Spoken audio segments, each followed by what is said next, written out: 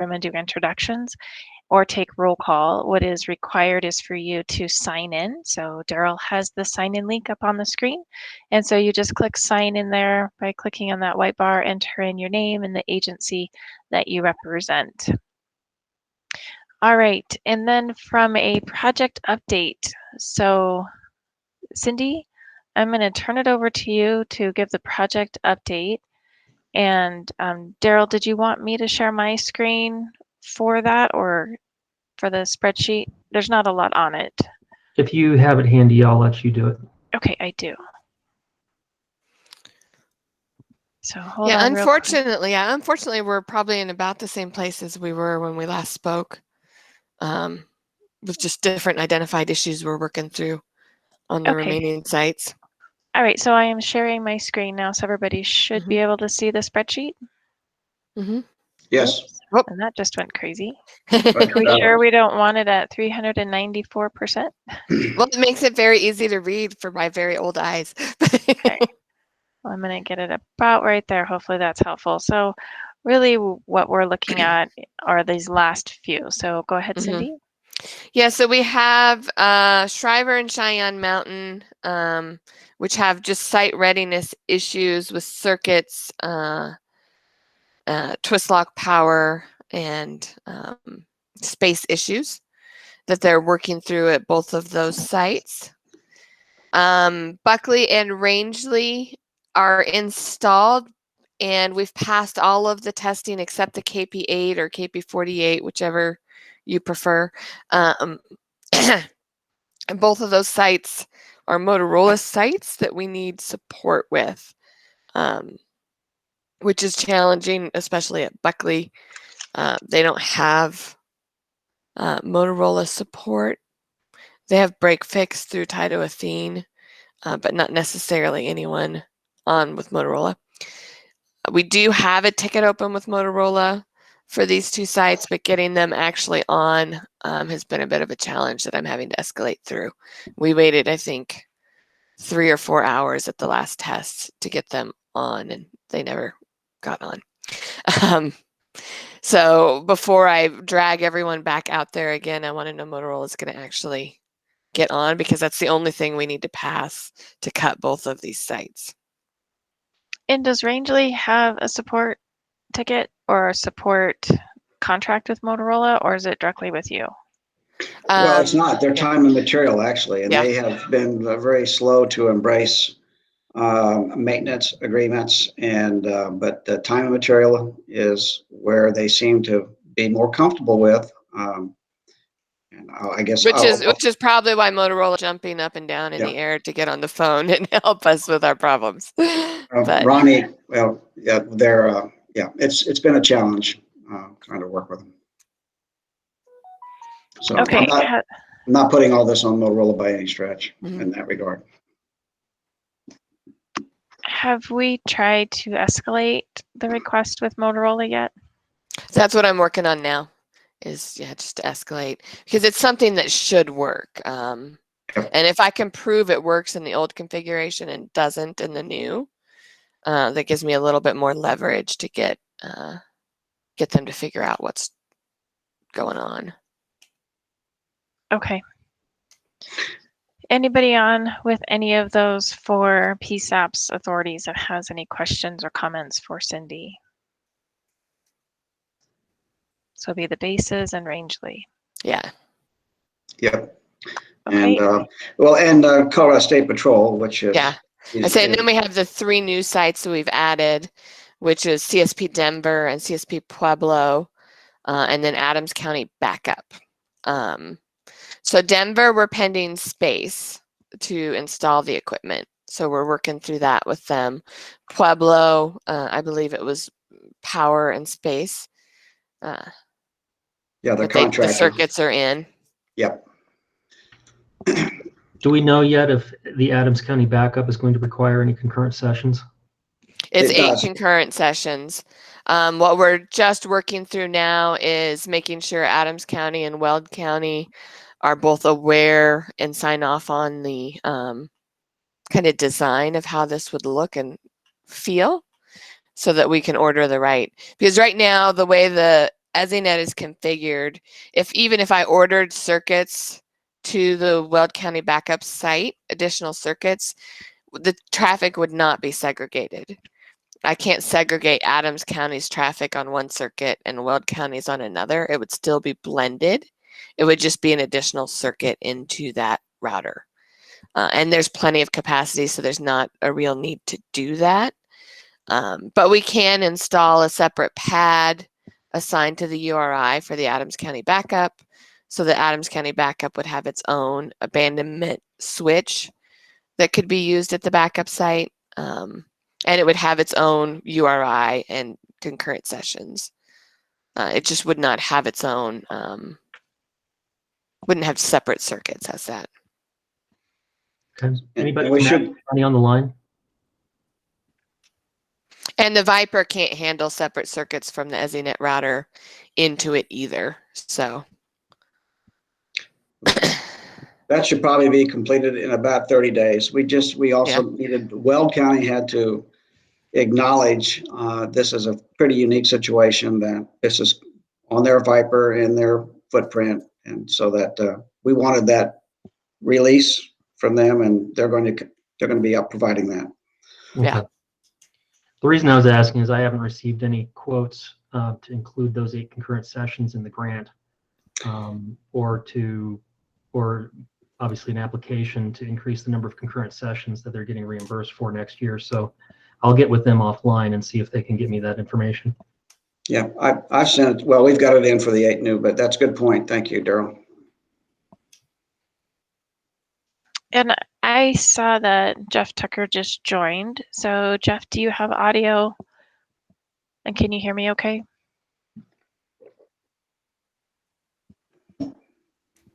Yeah, Kimberly, I'm off mute. Okay, great. So Jeff, we were just discussing a couple of Vesta deployments that we need help with from Motorola. Time Okay. and material, but we need resources to show up on time and be committed so we can migrate over these PSAPs that are Vesta PSAPs, and they fall under Motorola support. And obviously time and material, your folks are going to get compensated for it, but we just, we need engagement from Motorola. So are you going to be able to help us with that? I will engage our engineering and support staff. Which ones are you looking at? Buckley Air Force Base and Rangeley PD. They both have just a KP8 issue, Jeff, and we have tickets open. But the normal process is that when we get on site to do testing, then we're supposed to call into the helpline to get them on the bridge to test with us. Okay. Unfortunately, they've been busy. So we waited last time 3 or 4 hours and we're never able to get anyone actually on. But the only issue we have remaining at those sites is getting the KP8 test to pass at both of those. And that was Buckley and Rangeley. And as you know, Jeff, Rangeley is not current on things, and so that's time and material for both you and us. Gotcha. Okay. Yeah, I will. I know the Buckley one will go through the federal group. So I will engage those guys as soon as possible. And then Rangeley, that's a weird one. So Yeah. happy Yep. to try and help there. Yeah, appreciate it. You bet. Yeah, we can talk one-on-one, but I don't want to share that with the group. No, completely understood. All right. Happy to help. Okay, great. Does anybody have any questions on the migration status of these remaining PSAPs? Daryl, could you give us an update on timeline for grant reimbursement for these PSAPs? I think we're still okay, but we're obviously chewing away on those open months. We are, everything needs to be closed out by the end of the year. So that means both the initial 40% payment and the 60% payment need to be closed out by the end of the year. And by the way, I just saw somebody from CSP join, I think. Maybe we can get an update. I can't open up all the folks on the call here. Did somebody from Colorado State Patrol join?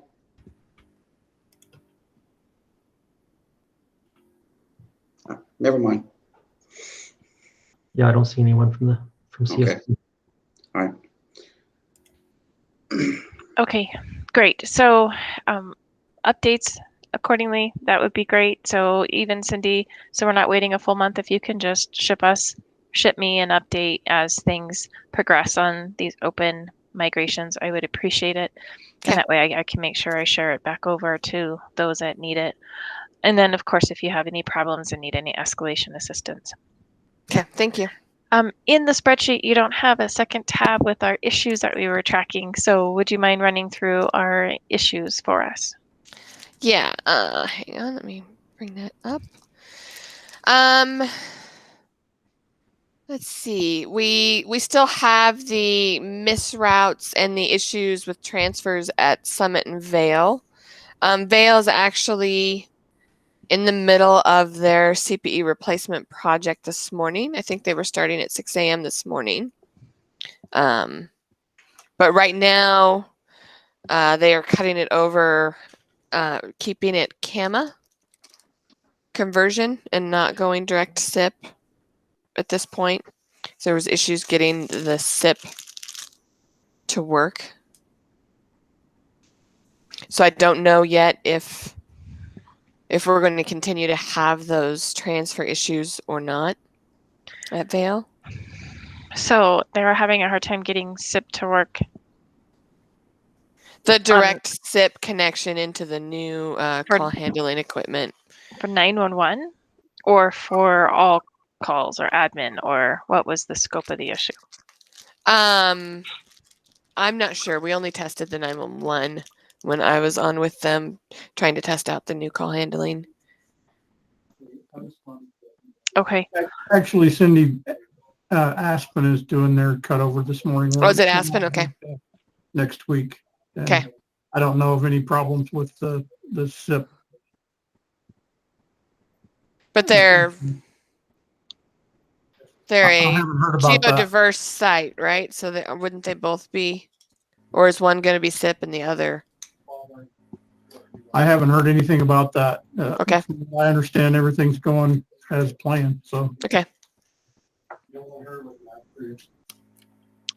And I'm not seeing anybody with Aspen. Jeff, did you have an update on how it's going? I've been monitoring. I've been getting a few emails this morning. Looks like everything seems to be working. This is the first I've heard about not doing SIP at Pitkin, so I'm a little surprised by that. Yeah, me as well. I haven't heard of that. I think the intent is to convert it to SIP, but timeline-wise, with the staff that was on site this week, they didn't have time to get those fully resolved. So to get the new call handling equipment, they decided to move forward in that configuration. So meaning what, Cindy, that Lumen didn't have the hardware in place to handle a SIP? No. There Okay. were some issues when we were testing, and I would have to go back to the Motorola team to get the list. But everything's in place on site, and it should be, once those are worked through, an easy conversion to do. Okay. So I guess from a big picture perspective, when CPEs get upgraded, it's really outside of the scope of this group. Mhm. However, because we have these transfer issues that have been lingering and present, we're incredibly invested in getting those resolved. It's been more than a year and it's incredibly frustrating. So for all parties, and I'm not saying that it's Lumen's fault or responsibility. I think we all share in finding a resolution, and it's really these three PSAPs that are impacted in some way, shape, and form on transfer issues. So 911 to 10-digit has been the most common occurrence of the issue. So and I've had a number of conversations with the Motorola team up there about what we've experienced, so that they knew going into it and could hopefully help us work through it, so that the new call handling equipment didn't run into this issue. So I'm hopeful that as this upgrade goes through, we'll be able to do some testing and these issues will be resolved. But I would like I'm anxiously awaiting Mm-hmm. the upgrades so that we can see what's going on. Okay. We actually don't have a lot of issues left open. The other is still Fremont County needing to migrate Alley, and I'll reach out to Converge One on that. They were asking some questions about last mile diversity I need to look into for them. And then the Expo probe replacement project, which is going to be a bit delayed because one of the lingering effects we have from COVID is they're having a hard time getting some of the chips they need. So we're not getting the Expo shipments we're expecting. And I did have to share. I had a small stash, not enough to do all of our replacement project, but a few extras that I've been forced to share with neighboring states that needed them to even implement their sites. So as soon as I know when we'll be able to get those, when that circuit board issue is resolved and those we're able to get another shipment of those new Expo Probe models, I'll let everyone know so that we can plan out the project to swap those out. Okay, great. And I believe that's all of the open items. Is that correct? Yes. Okay. Anybody? Go ahead, Wes. Well, I know that you had a couple of things that we wanted to cover before, Kimberly, so I'd like to talk to those. I think those open questions about interstate transfer calls, texting, ECATs, updates. Yeah, So- that's our old business. And so let me just finish out with any of the issues that we're tracking first, if you don't mind. And so I guess from all of the PSEPs authorities that are on the call today, are there any open items that you're tracking that we haven't discussed that you would like to bring up for the group in discussion with Cindy and team?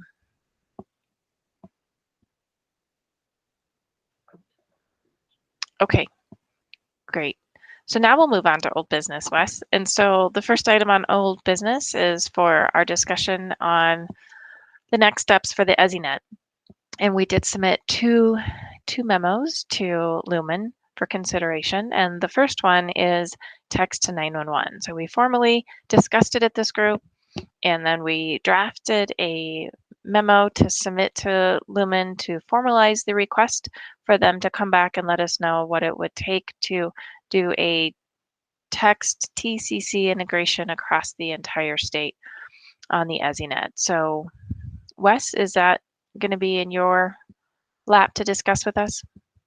I can't do a very deep dive on texting at this point. I could share that discussion perhaps with Tim Kunkelman, but that it's still a work in progress, Kimberly. In fact, I'll be meeting with the Entrado folks here in a couple of weeks at their VP level for a couple of different things that we were wanting to boost up the offerings here for the Colorado ESInet. And texting is one of those that it's, as we discussed before, it's not a perfectly clear path. We need to get certain pricing from Entrado that still isn't here yet. Pricing models with Entrado don't lend itself at this point through a whole statewide thing for a year-by-year type of price. And so we've asked for that. I did get it in another state for one very large PSAT, but that's still a work in progress. I think the other thing is that how does that get effectively worked through adding that to the tariff? I don't know. Tim, do you have some comments still on the follow up with the texting from your point of view? And just before, while Tim's coming off mute, just to clarify, the scope of the ask is truly having the TCC integrate directly into the ESInet to deliver the text to our demarcation. It is up to all the authorities to then do what they need to do with that handoff. So if that's a web solution, if it's an integrated solution, and then whatever licensing and costs are on our end are our responsibility, but getting that TCC connection to flow directly through the ESInet is really the scope of the ask. But yeah, Tim. Oh, okay. Well, and they can do that. You're right, Kimberly. That can be done, and perhaps then as to follow that. That would be up to the individual PSAP. If that is there to embrace that TCC from Entrado directly, they could go to Entrado directly for that agreement, for that texting. Or did you want some kind of lower statewide pricing that might be available? That was part of where I was coming from. Yeah, so really what the ESInet ask, the ESInet users group ask goes back to the core offering, the part that is tariffed. And so it's where the TCC, because right now the connection for text is directly from the TCC across a privately secured network connection, whether it's internet or a direct connection to the TCC, and then what solution we deploy is the solution we deploy. So if that is a web-based or an integration with our CPE offering, so it would be very difficult for you to price on our end, and we wouldn't want you to price on our end. But what we do want is that TCC connection into the ESInet to deliver then text to the demarcation, and then it's up to the PSAP's authorities to decide what flavor, what deployment they want to do. Got it. So really that conversation, we're not trying to get you to replace our licensing because we have so many different CPEs, and I think in our discussions, that's what we've talked about is so many different CPEs across the state. I don't know how you could standardize and come up with a pricing model because everyone is just different on what that structure is. It's really about getting that delivery across the ESInet. So I'll ask Rich Johnson over at Entrado to, and we still have to have that same discussion. That DNA to do that is there, Kimberly, as we know. Let's cross that bridge next time, and we should be able to get an answer on that. That still is something I think that Tim, we're going to have to work out to make sure that it still is in the spirit of what we were trying to do to be neutral about everything, but technically, this certainly can be done. Yeah, this is Tim. So let me just get a clarifying question answered. So this would not necessarily be a tariff offering. Is that right? Or correct? They would go back to Entrado. What Kimberly's asking for is what technically is possible to do it for Entrado to go down that same digital span and deliver the access capability for texting. But then it would be up to the individual PSAP whether or not to choose to elect to do it or not. And they wouldn't have to, but the capability would be there. And I think there would be a part of it that is a tariff piece of it because it's now taking the TCC connection directly into the ESInet. Now, if you just want to add that on and not charge for it, that's fantastic. But that's the piece of it is the delivery of text across the ESInet. And I think Matt had a question or comment or clarification, maybe. Go ahead, Matt. Well, I kind of have a question, actually. This sounds really good, but I'm only hearing discussion about one of the two primary TCCs. And I guess I was under the impression that the ESInet users group didn't want to just sort of naturally limit this option to just one of the TCCs. Yeah, well, and that was our hesitation in the beginning. We wanted to be fair and balanced between the two main providers. So to tip our hand one way or the other, we thought would not be judged favorable. But anyway, the reality of though is, to Kim's point, the capability to do that with Entrado is there. Yeah, and really with it's both TCCs, you're right, Matt. And so the other TCC contact should be able to deliver directly to the ESInet. And maybe in the future, there's going to be 3 or 4 TCCs. There's also a connection between the two TCCs. And so the TCCs, regardless of your solution, if Verizon, for example, has their primary TCC as Comtech, I can still get text to 911 through Verizon, even though my delivery is through Entrado. So that's that network piece that we really need Lumen and Entrado to explore. How do we bring text into the network, regardless of the TCC? What is that entry point? And that's what we would like. And then delivery of that TCC data across to our demarcation. Yeah, this is Daryl. I don't really know, because text messages, if you have Intrado as your TCC, you can get text messages from any of the carriers, even if they use Comcast or Comtech as their TCC for that carrier. So I don't know why it would necessarily be necessary to have multiple TCCs delivering on the ESInet.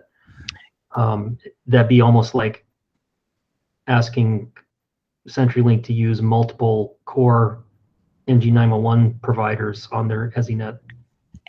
I guess the reason sorry, Kimberly. I guess the reason I bring it up is I do recall hearing that for ESInet purposes, there was actually some kind of limitation on the cross connect between the two TCCs. Does that sound correct, Kimberly? There was some discussion of that. There was, but I also think that, and I don't know Motorola's solution, but Jeff's on the call, which would be great.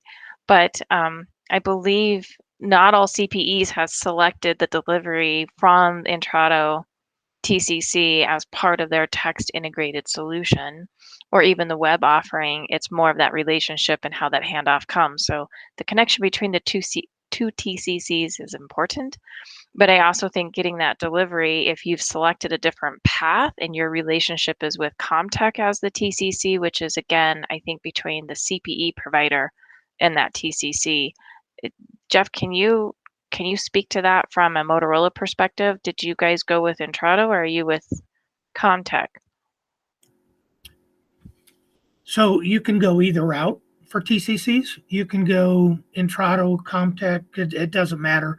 We're actually testing another one that kind of consolidates the two. And that should be available. Route's going to be going with that TCC connection in the near future. Great, thanks, Jeff. So Wes, I really think this is why we need Lumen to determine how this can be done in the ESInet. If it requires multiple TCC connections or if it requires just one, or here is the entry point in the network for text to be delivered, it's as open and vague as that. But that's our request, is to get text to the demarcation and get it delivered across the ESInet as the next step. Understood. Yeah, good discussion points. And I see a path how to do it. We just got to make sure that everybody's okay with it, I guess. And we should be able to do something here. Are we ready for the next one, Kimberly? No, I think we need to close this one out first. So, and I don't want to beat it. I don't want to beat it at horse, but it's just I feel like we've had this conversation month after month after month, and that letter was hopefully trying to formalize the request, so it was pretty clear. And I can't say I wrote it concise, but I tried. So I would like us to try to, even if we have to have meetings between now and the next month, but we really want to see something produced from this. We have a formal request that was submitted to us from the task force and their subcommittee, their accessibility subcommittee, and we have a responsibility to show progress forward, and I just feel like we haven't. So maybe we need to have Wes a call, get Intrado, so then that way you guys truly understand the scope of the ask, and then you can deliver to us, listen, here's how we're going to do it, and it's going to be included. We're just going to modify or file for modification of the tariff, no cost, or we're going to have to go back and do a process, right, of a tariff modification with a cost. And that's the whole timeline process then that we're going to have to be patient with. So I just really want to see us be able to deliver something back to this group on how it can be done, what will it offer, and then what process we have to go through to get to that offering. Tim had to leave. I will circle back with him and get some calls made up with us and Intrado, and then loop the task, not the task force, the ESInet group in, who folks that want to take, participate in that. We'll set up a call next week, and I'll send out an email on that to close the gap on the communication and the ask. Very specific things to cut. It should be doable. I don't see why we can't do that. Oh, I know you can. It's just how we're going to do it. So, Well, yes, yeah, right. So between the phone company and then Entrado and all that, got to make sure that all, everything lines up with those folks and how they like that wording to appear into a tariff ad or whatever that scope looks like. okay, sounds great. So, does anybody have any other comments on the text to 911 request before we turn it to Wes to talk about ECATs? Okay, Wes, go ahead. So ECATS did get back to me here a couple of days ago, and we're going to back into some very deep discussions on that in the next several weeks of what can be done to make that happen. And so they came back with us on some pricing uplift that's included. It is something that does replace Clearview, and it would be one portal per PSAP. They have dropped all the historical pricing type of models that they typically do with ECATs that's based upon positions, et cetera. It would just be one portal per PSAP, just like Clearview is, and it would basically monitor everything in that PSAP with the ESInet. And so I think that's pretty positive. They've been over backwards to try to make this work here for Colorado. Now, what would be possible for adding in some of the different things that ECATs can do, though? We might want to talk about that. One is the wireless routing reports. Whatever else might they be doing something beyond MIS functionality? What kind of feature functioning things are available with ECATs? It's a pretty long laundry list, Kimberly. But I think we kind of want to keep it pretty much focused as a current replacement for Clearview. If there's any add-ons that they can offer, maybe that's something, again, try to wordsmith that into a tariff that would have the capability to appeal to a more basic function that some PSAPs want, but also have the potential for a more sophisticated use that maybe other PSAPs might wish for. Yeah, and so Wes, I think that's exactly the ask. So again, for everybody, we did draft a letter and requested Lumen to formally explore this. And that's what the scope would be, is to replace Clearview with this more robust and easier to use and secure reporting tool to focus just on reports that are needed for the ESInet. And so that would replace and be part of the tariff reporting solution. But having the option for then PSAP's authorities to have a menu list of boxes they can check with a pricing schedule that they can add on additional functionality to meet their MIS needs completely in their jurisdiction, that would be ideal. So how long do you think it's going to take to be able to finish that conversation and be able to formalize some sort of pricing structure or feedback to us on how we can do that?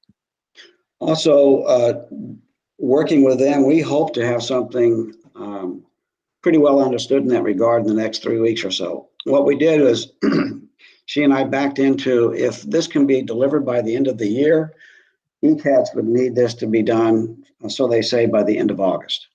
So that's what we're backing into. What kind of open action items do the two companies have to work for to have that proposal ready for consideration by end of August? Does that sound workable? Yeah, I think as soon as we can, and whatever you need from us, just let me know so we can give you feedback as needed. Well, I think the same kind of thing. We'll dive in with ECATs on that, but the same discussion would come up where we want to have a 3-party phone call for the users to have that feedback directly with ECATs, and we can see if what can be discussed there as far as the potential and how we want to build this thing. Okay. Yeah, that sounds great. Anybody have any comments or concerns or questions for Wes on ECATs?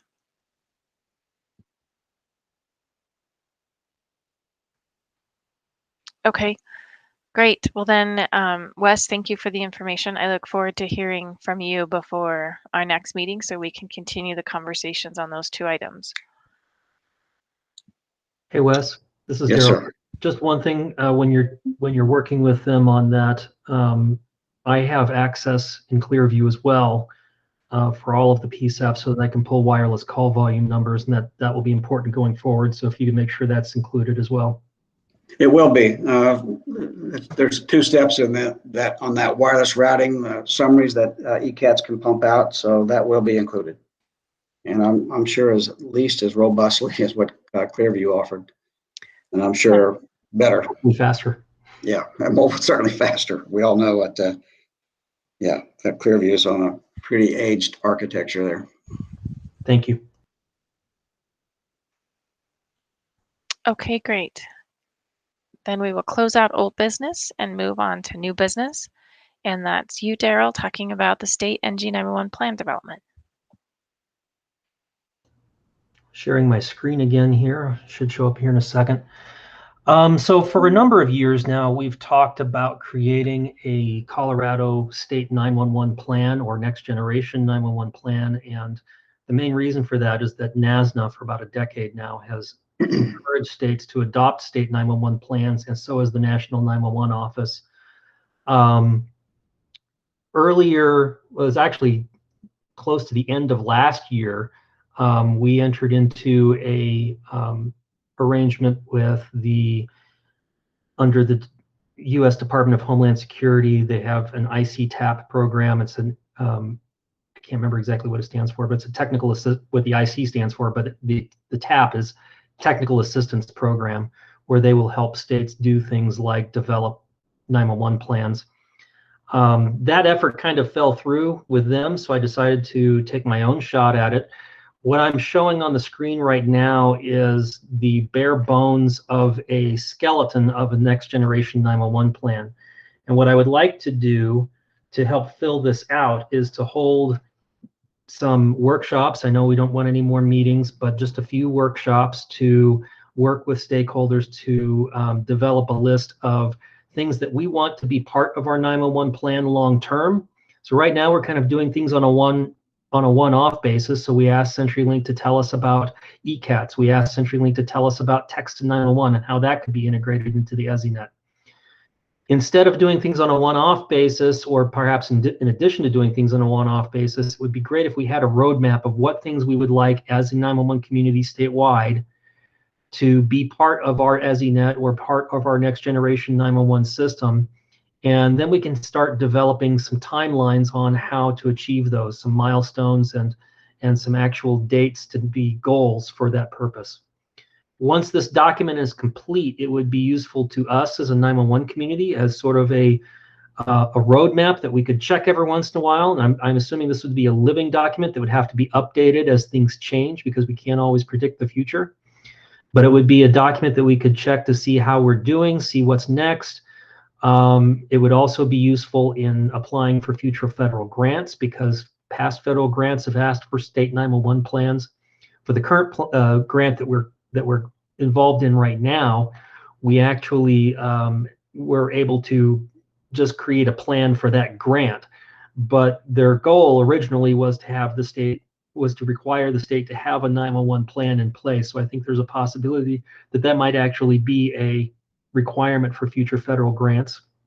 It will also be a useful document to the Colorado legislature, because if there are things that we need to do in the future that are going to require additional resources or additional funding, this document will help back up those asks when we go to the legislature and say we need resources or funding in order to accomplish this milestone that's been on our state 911 strategic plan for several years now, or whatever the case may be.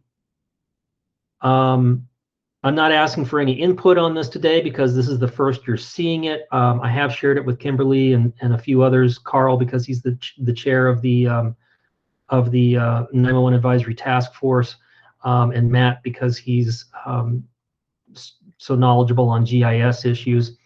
But ultimately, my idea would be to send this out to everybody, but also then to schedule some workshops to fill out the section that is the roadmap. So I'll go down here to section 5, which is sort of the roadmap and milestone section. And you can see how short it is. That's because the majority of or all of this section would be written through a collaborative process. And Kimberly, yes, Matt is also a red line grammar wizard. I have a degree in creative writing, but he is much better at editing than I ever will be. So I just wanted to kind of introduce this as a first look at this, and also to ask you to be watching. We've got a lot going on right now, so I don't know when I'm going to be able to schedule these workshops, but I would like as many people from as many different parts of the state in both large and small PSAPs to be part of that process. So I'm hoping that everyone will be able to participate, and see if anybody has any initial thoughts they'd like to share. Well, Daryl, this is Wes. Yeah, I kind of wanted to touch a little bit on that today, and we certainly, obviously, Entrado and Lumen want to be part of that. To really talk about, perhaps we can have next time a brief prezo, maybe, of what does that transition path look like to go from RFAI to I3, and take a look at where we are today and what does it take to get to that I3 with all the TDMS and GIS things that are the big hulking things that we want to deal with. And the other things is we want to move for that I3 model. So I guess my question is, Kimberly, should we maybe get with Rich Johnson, and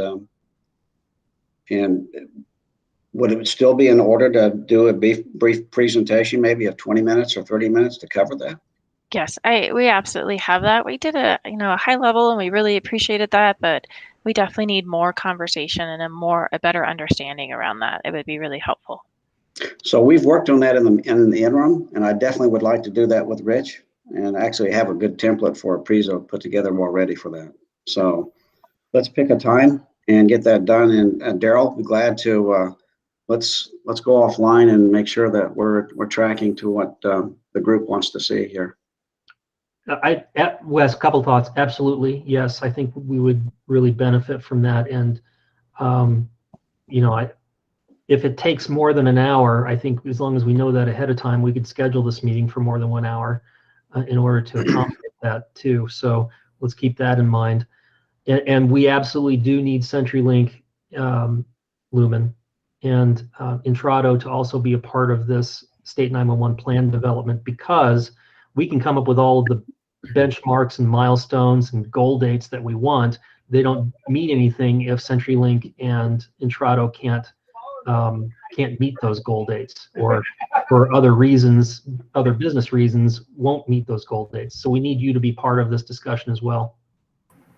Okay, thank you. Yeah, we are doing some of those kinds of transitional things right now with Entrado in other states. With the other states, are perhaps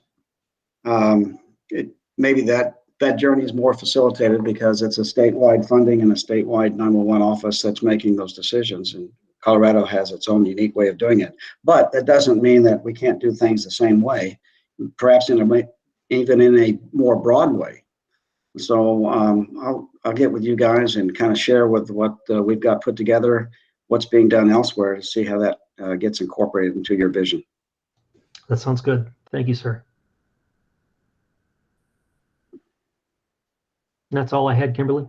Okay, great. Thank you. Does anybody have any questions or comments for Daryl on this strategic plan that is being developed? I'd say thank you, Daryl. I know the first version we took a try at wasn't very prescriptive. It was just more like a state of 911 report. So this prescriptive approach, I think, is going to be much more useful for our authorities and user group. Yeah, and I also believe that, providing a top-down, this is the plan that a core group decided on, is probably not going to work in Colorado. We need a more collaborative approach that gets input from everybody. So I think this will work better for us, even if it's more work. Okay, perfect. Well, thank you both. All right, we are now on to our open discussion. So we have open floor now, and this would be from PSAP's authorities to Lumen. Anything that you want to bring up? The floor is now yours. Well, hey, Kimberly, I know that it's brought up in the past about the interstate transfers of looking at calls going from one ESInet to another with a different provider. And that's still a work in progress as well. But I did want to touch on that for just a second. We're wanting to work through some things at the close of this project with AT&T in Kansas, for instance. And of course, we can also do some things with other ones like in Nebraska coming up. But really, I think the one that's been kind of large on everybody's screen is how can we get Kit Carson and those eastern counties working with transferred calls over there and the AT&T ESInet that's in Kansas. So that's something that both Lumen and AT&T have to work on with Intrado, but it's for us as these two companies, not Intrado, to really resolve that differences.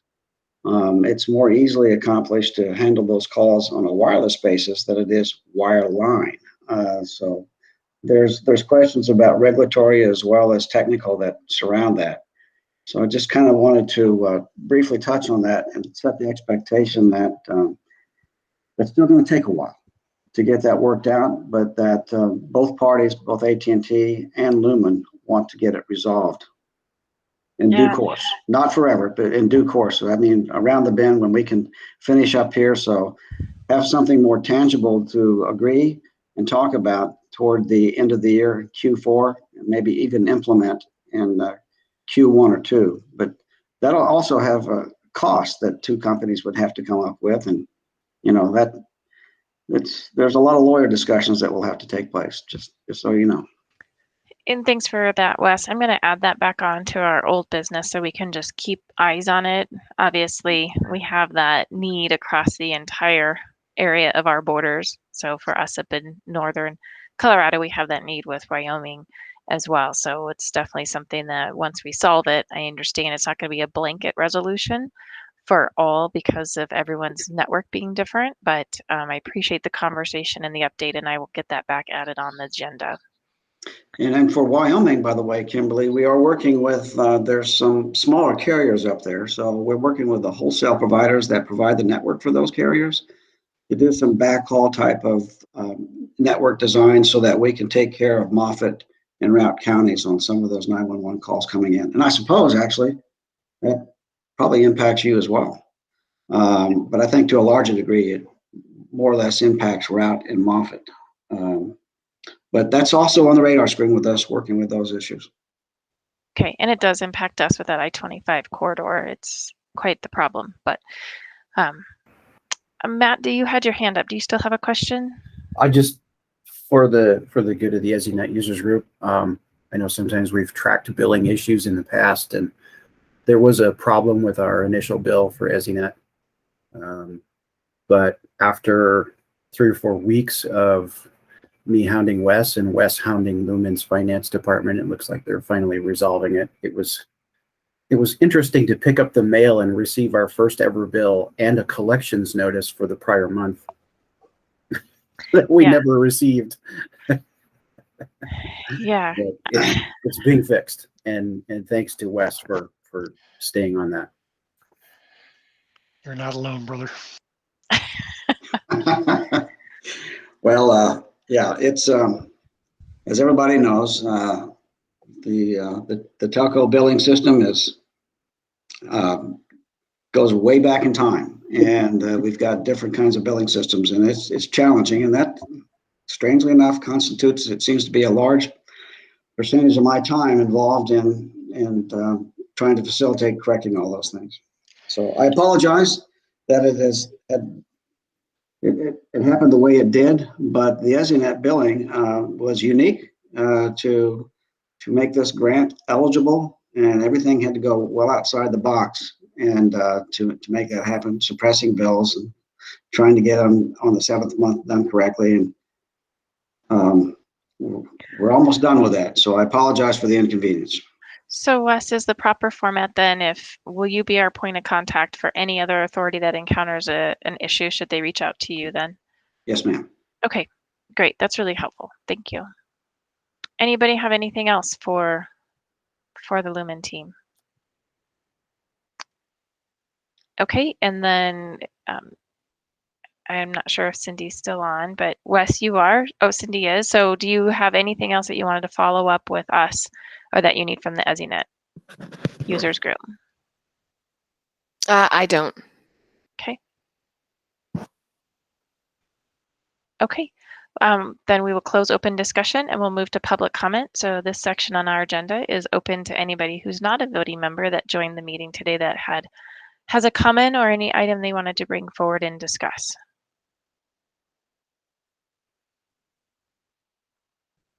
All right, well then we will close that out as well. And that brings us to our next item, which is adjournment. So anybody speak now or forever hold your peace, and then we will adjourn.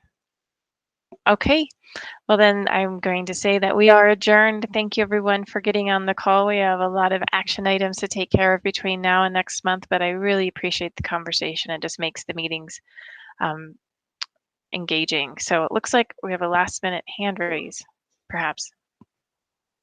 I think that was Matt giving the thumbs up. Oh, thumbs up. Perfect. All right, everyone, have a great rest of your day. Thank you so much for getting on. Thanks, everyone. Bye all. All right, see ya. Thanks.